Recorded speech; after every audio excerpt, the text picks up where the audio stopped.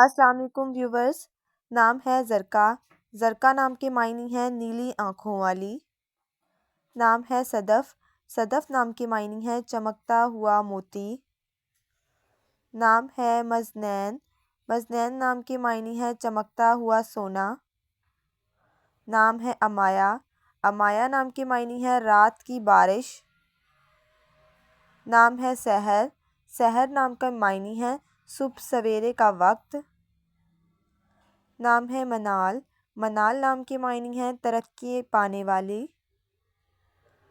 Next one is Haniyeh.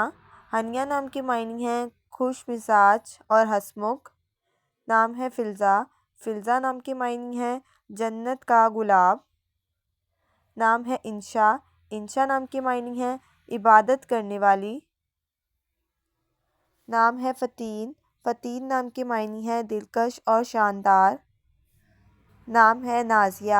Nazia नाम के मायने हैं नाज करने वाली। नाम है हिना।